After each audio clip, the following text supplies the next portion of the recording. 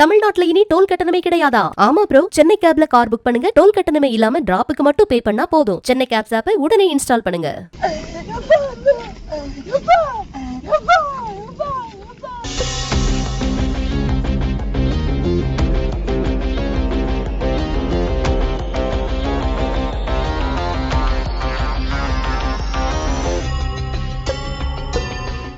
சென்னை கிழக்கு கடற்கரை சாலை கானத்தூர் ரெட்டிக்குப்பம் பகுதியைச் சேர்ந்த லோகநாதன் என்ற கராத்தே மாஸ்டர் காணவில்லை என கடந்த 13ஆம் தேதி அவரது மகன் அஜய் கானத்தூர் காவல் நிலையத்தில் புகார் அளித்துள்ளார்.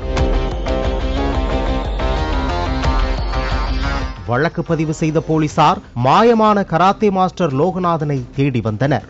அவரின் செல்போனுக்கு கடைசியாக பேசியவர்களை ஆய்வு செய்தனர். அப்போது OMR சாலை நாவலூர் அடுத்த காரணை பகுதியைச் சேர்ந்த சுரேஷ் கஸ்தூரி தம்பதி பேசியது கண்டுபிடிக்கப்பட்டது.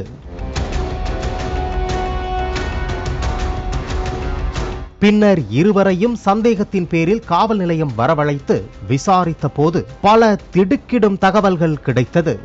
மாயமான லோகநாதன் செம்மஞ்சேரி பூங்காவில் கராத்தே, யோகா போன்ற பயிற்சிகளை வழங்கி வந்துள்ளார். இந்த தம்பதியின் 11 வயது மகனுக்கு லோகநாதன் கராத்தே பயிற்சி அளித்துள்ளார். மேலும் கராத்தே மாஸ்டர் லோகநாதனிடம் கஸ்தூரி யோகா பயிற்சி மேற்கொண்டு வந்துள்ளார். அப்போது கஸ்தூரியிடத்தில் லோகநாதன் சில்மிஷத்தில் ஈடுபட்டதாக தெரிகிறது.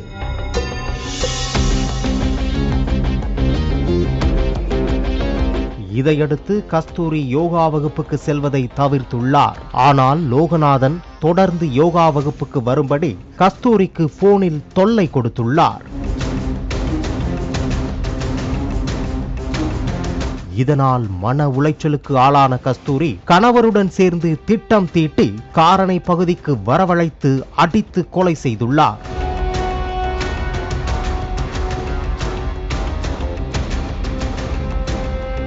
பின்னர் சடலத்தை அங்குள்ள கிணற்றில் வீசிவிட்டு சென்றனர். இந்த சம்பவம் குறித்து போலீசார் வழக்கு பதிவு செய்து விசாரித்து வருகின்றனர்.